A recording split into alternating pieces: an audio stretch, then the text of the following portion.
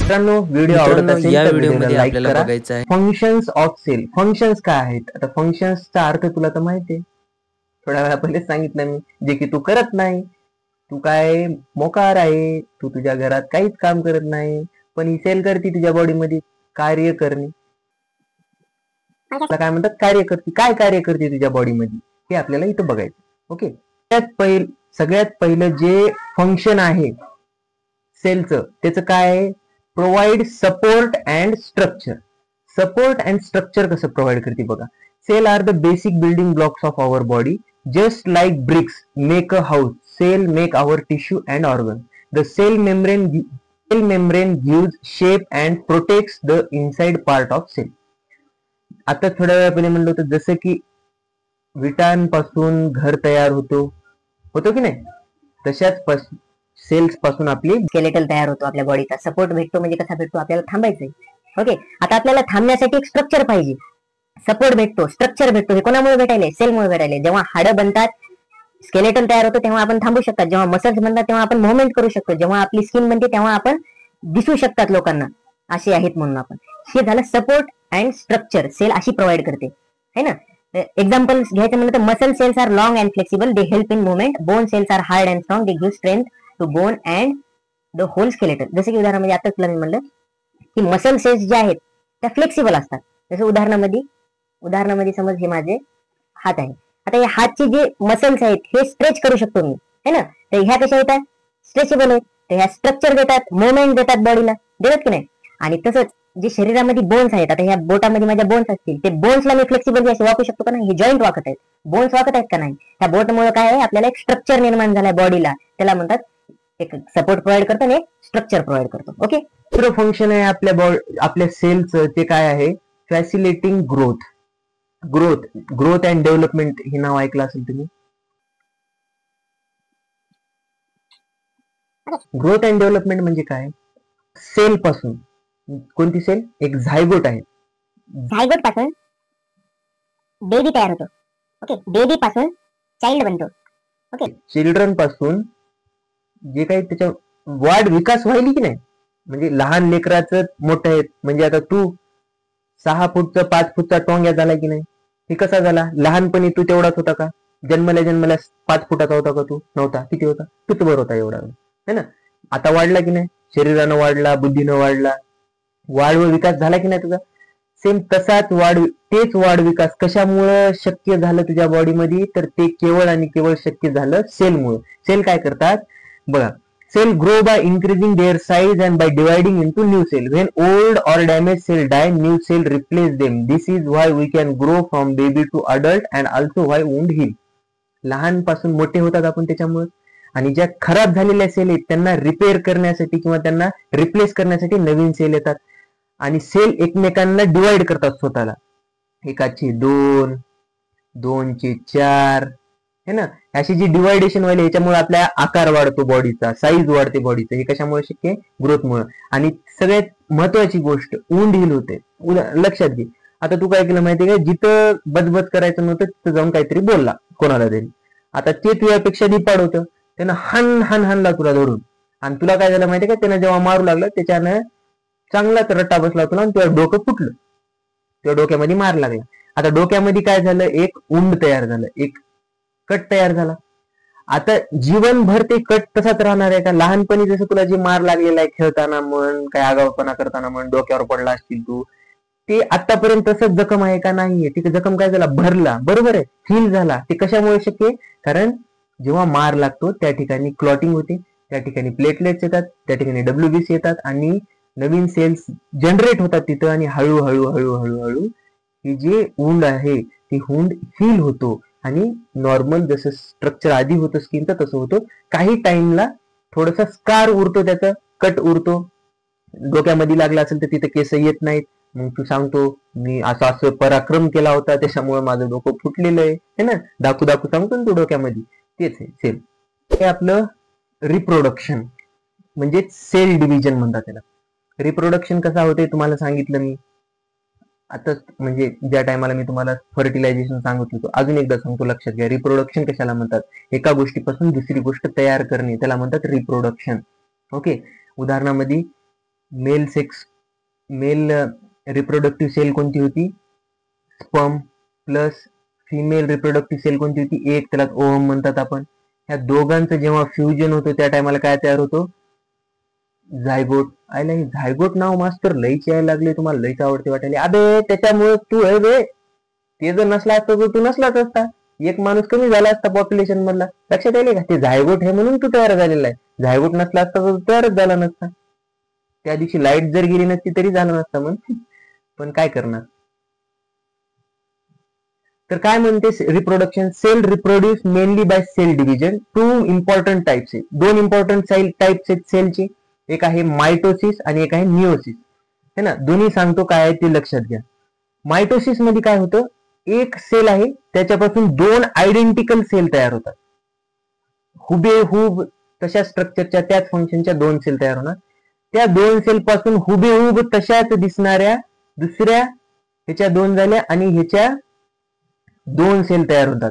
ह्याला म्हणतात mitosis. Same sale पासून दुसरी आयडेंटिकल सेल तयार होणं, त्याला बघा make identical new cell used for growth and repair. म्हणजे कुठं मार लागला तर सेम तशीच. किंवा विचार कर, आता तुझ्या तोंडाच्या मधामध्ये जी सेल न तुझी जीभ बनलेली आहे, तुला मार इथं लागले, त्या सेलनं जर इथे येऊन जर हील केलं तर तुझं हे स्ट्रक्चर जिभेसारखं होणार की नाही? त्याच्यामुळे काय होणार? मायटोसिस होते. इथं मायटोसिस होते म्हणजे सेम ज्या सेल्स आधी इथं होत्या त्याच सेल्स काय करतात? स्वतःला डिवाइड करतात आणि त्यांच्यापासून नवीन सेल तयार करतात आणि त्यालाच आपण मायटोसिस म्हणतो. आता मिओसिस काय आहे? हे मिओसिस आहे. इथं जे झालं स्पर्म आहे एक वडिलांकडून आलेला, ओव्हम आहे एक ज्याला म्हणतात ही आईकडून. ह्या दोघांचं जेव्हा फ्युजन झालं त्यांच्यापासून एक पूर्ण नवीन सेल तयार झाली. बघा, make sperm and egg cell from reproduction. Reproduction झालं. Example mitosis. If your scratch your skin new identical cells are made to cover the wound. म्हणजे मार लागला त्या ठिकाणी जर मायटोसिस कसा होतो, त्या ठिकाणी नवीन सेल येतात म्हणजे तशाच, त्याला मायटोसिस म्हणतात. Meiosis. In human sperm cell from father and egg cell from mother combine baby develops. म्हणजे बेबी कशापासून डेव्हलप होतो भाऊ? झायगोट पासून डेव्हलप होतो. आता बघायचंय आपल्याला चौथा function, transport of substance. Transport कशाला म्हणतात? पहिली गोष्ट ही महत्वाची, ट्रान्सपोर्ट कशाला म्हणतात? समजा पॉइंट ए आहे, ए पॉइंट आहे पासून बी पॉइंट पर्यंत कोणती गोष्ट घेऊन जाणे, ह्याला काय म्हणतात आपण? ट्रान्सपोर्ट व्हायली ती गोष्ट, है ना. पुण्यामधून माझ्या घरापर्यंत जर कोणती गोष्ट यायली तर ती ट्रान्सपोर्ट व्हायली. तसंच आपल्या बॉडीमध्ये असतं. आपण नाकावाटे श्वास घेतो पण ते श्वास जे ऑक्सिजन आहे ते पूर्ण बॉडीमध्ये जातो, पूर्ण बॉडीच्या सेल्स पर्यंत जातो. म्हणजे काय व्हायले? ऑक्सिजनची ट्रान्सपोर्ट व्हायली. सबस्टन्स आहे ऑक्सिजन पण एक, आणि ते काय व्हायले?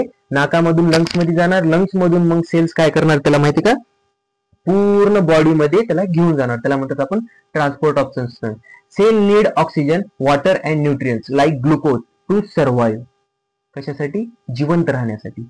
दे also need to remove waste. आता थोड्या वेळा पहिले म्हणलं होतं मी तुला, कार्बन डायऑक्साईड सेलच्या बाहेर जावं लागते, CO2 सेलच्या बाहेर जावं लागते. ट्रान्सपोर्ट कोण करायले? सेलच घेऊन जायले ना. कुठे घेऊन जायले? लंग्स मध्ये घेऊन जायले. CO2 टाकते, O2 घेते, ह्याला म्हणतात ट्रान्सपोर्ट. एक्सचेंज ऑफ गॅसेस व्हायले तिथं. CO2 कामाचा नाही ते निघून गेला, O2 कामाचा आहे ते मदत आला. अजून कसं आहे? युरिया आहे, युरिन ज्याच्यापासून युरिन तयार होते, युरिया आहे. आता तुझ्या बॉडीमध्ये एनर्जी प्रोड्यूस झाली, त्याच्यापासून वेस्ट पार्टिकल्स निघाले, त्या वेस्ट पार्टिकल्सला काय करते? सेल घेऊन येते आणि ही जी सेल आहे किडनीमध्ये येते. ओके, किडनीमध्ये येणार, किडनीमध्ये त्याला फिल्टर होणार, फिल्टर झाल्यानंतर जे वेस्ट पार्टिकल आहेत ते लगे वाटे काढून टाकले जाणार. म्हणजे वेस्ट पार्टिकल्सला सोडून टाकायला का बॉडीमध्ये आपल्या टाकत नाहीत, ते कुठं आणतात? ते किडनीमध्ये आणतात. म्हणजे ट्रान्सपोर्ट करायला त्याला पण जे कामाचं आहे त्याचं पण ट्रान्सपोर्ट होते, जे बिनकामाचं आहे त्याचं पण ट्रान्सपोर्ट होते. हा, जसं की आपली एज्युकेशन सिस्टम आहे, जे कामाचे आहे ते बी पास व्हायले, जे बिनकामी आहे ते बी 12वी पर्यंत पास व्हायले, कॉप्या करू पास व्हायले, कशी पास व्हायले पण व्हायले, नंतर म्हणे आम्हाला जॉब भेटणार. शब्बास. म्हटलेले transport happens if different way. Transport happens in different वे. कशामध्ये? डिफ्युजन मध्ये होते, ऑस्मोसिस मध्ये होते आणि ऍक्टिव्ह ट्रान्सफर होते. डिफ्युजन मध्ये काय होते? Movement of molecules from high to low concentration. आता उदाहरणामध्ये लक्षात घे, हाय कॉन्सन्ट्रेशन डिफ्युजनच्या मेथडमुळे हे इथं प्लस आहे आणि इथं मायनस आहे, तर प्लस कडून मायनस कडे जाते. डिफ्युजन कशाला म्हणतात? जेव्हा हाय सोर्स असते ते सोर्स लो सोर्स कडे जाणार त्या टायमाला त्याला काय म्हणतात? डिफ्युजनचं ट्रान्सपोर्टेशन म्हणणार. त्याला कशाचं ट्रान्सपोर्ट म्हणणार? डिफ्युजन. मेथड ऑफ डिफ्युजन नाव आहे ते. ऑस्मोसिस वाले मोमेंट्स ऑफ वॉटरच्या मोमेंट्स व्हायला त्याला ऑस्मोसिस म्हणतात. त्याच्यानंतर ऍक्टिव्ह ट्रान्सपोर्ट आहे. Cell uses energy to move substance inside outside, है ना. एनर्जीचा वापर तुला सांगितलंय मी. ह्या सगळ्या गोष्टी कशामध्ये येतात? ट्रान्सपोर्ट ऑफ सबस्टन्स मध्ये येतात. त्याच्यामुळं सेल एवढी महत्वाची आहे आपल्या बॉडीमध्ये की ती सगळ्यात महत्वाचं काम काय आहे? आपलं ऑक्सिजनची ट्रान्सपोर्ट करणं. जर सेलला ऑक्सिजनच नाही भेटली, जर बॉडीला ऑक्सिजनच नाही भेटली, तर ती शॉर्ट होते. नरडा थोड्या वेळ असा हात दाबून पकड, पाय काय होते मग ऑक्सिजन नाही भेटला तर. हे कशामुळे शक्य आहेत? कारण सेल ट्रान्सपोर्ट करते. Example, in lungs oxygen diffuse into red blood cell, carbon dioxide diffuse out. म्हणजे कार्बन डायऑक्साइड सेलच्या बाहेर ओढून घेतलं जाते लंग्स मध्ये, आणि जे ऑक्सिजन होता हाय कॉन्सन्ट्रेशन मध्ये ते सेलमध्ये जे लो कॉन्सन्ट्रेशन झालेलं होतं ऑक्सिजनचं त्याच्यामध्ये टाकलं जाते. आणि सेलमध्ये जे हाय कॉन्सन्ट्रेशन मध्ये कार्बन डायऑक्साइड होता ते लंग्स मधल्या लो कॉन्सन्ट्रेशन कार्बन डायऑक्साइड टाकलं जाते. त्याला म्हणतात ट्रान्सपोर्ट होणे. एक्सचेंज ऑफ गॅसेस पण म्हणतात त्याला. रेस्पिरेटरी सिस्टीम मध्ये हा सेपरेट एक क्वेश्चन येतो 5 मार्काचा. कोणता? Gas exchange in lungs. त्याचं आपल्याला त्या टायमाला बघू आपण ते पण. Okay. In kidney substance are transported out of the blood into urine. Kidney मध्ये आता सांगितलं फिल्टर होते त्याच्यामुळे ट्रान्सफर होते वेस्ट पार्टिकल्सचा. Energy production. एनर्जी प्रोड्यूस कशी होती बघा. Cell need energy to do everything, move, divide, transport substance. This energy comes from mitochondria, also called the powerhouse of cell. They convert glucose from food plus oxygen into ATP, energy currency of the cell. आता बघा व्हायले काय, लक्षात घ्या, फक्त थोडंसं ऐका, तुम्हाला कळून जाईल काय होतंय. आता तू काय केलंय माहितीये का? तू पंगत मध्ये जेवाय गेला. कुठे जेवाय गेला? पंक्तीमध्ये जेवाय गेला. कोणाचा तरी बारवा होता किंवा तेरवी होती, तर जाऊन मस्त मांडणी घालून तू गच्च गच्च गच्च गिचलंय. एकदम गळ्याला दिसतो, तळणी लागू तर जेवण केलंय तू. आणि आता तुला काय व्हायला माहितीये का? तुला आता सुधारणा झाली. पण तू जेवण तर केलंय. आता ते जे जेवण आहे ते तुझ्या पोटामध्ये गेले, त्याला काय होणार? डायजेशन होणार त्याचं. ओके. फूड पासून काय भेटतो आपल्याला? ग्लुकोज भेटतो. ओके. हे झाला एक सोर्स एनर्जीचा, ग्लुकोज. प्लस आता लंग्स होते, लंग्स मधून ऑक्सिजन येणार. ओके, लक्षात घ्या. आणि हे सगळं जाणार कुठं? हे असा एक स्ट्रक्चर दाखवला होता का मी तुम्हाला? सेल मध्ये होता बघा, माइटोकॉन्ड्रिया म्हणलं होतं आपण, होता की नाही? ह्या माइटोकॉन्ड्रियामध्ये ग्लुकोज जाते, ऑक्सिजन जाते, आणि ह्याच्यापासून एटीपी तयार होतो, ॲडिनो ट्रायफॉस्फेट, ज्याला आपण सेलची करन्सी म्हणतात. Energy currency of cell, ATP, adeno triphosphate. हे पण लक्षात ठेवा. Adeno triphosphate is the energy which produced by the cell to use in functions of body. बॉडीच्या फंक्शन्स मध्ये वापरासाठी बनवली जाते. आता एक्झाम्पल काय याचं? When you eat food, glucose enters in your cell, mitochondria produce ATP, muscles use this ATP to for movement, brain uses it for thinking. If mitochondria doesn't work properly, cell gets weak, body get tired, like in some metabolic disease.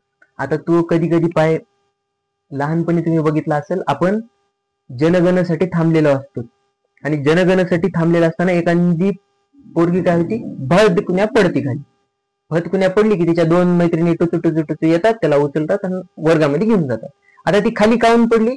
त्याचं कारण असू शकते, एकतर नाटक करत असत, जे की खूप नॉर्मल आहे आपल्या इकडच्या ठिकाणी. पण जर खरं सिरियसली जर त्याचं कारण बघितलं, डिझिनेस, चक्कर येऊन पडण्याचं, तर काय असू शकते? प्रॉपर डाएट घेतली नसेल, त्याने सकाळचा नाश्ता केला नसेल, मग बॉडीला एनर्जी कमी झाली, ग्लुकोज भेटले नाहीत, कारण अन्नामधून ग्लुकोज भेटू लागले आणि सकाळी यानं नाश्ता केला नाही, मग ह्याच्या बॉडीला ग्लुकोज भेटला नाही, आणि ग्लुकोज न भेटल्यामुळं एनर्जीचं प्रोडक्शन झालं का?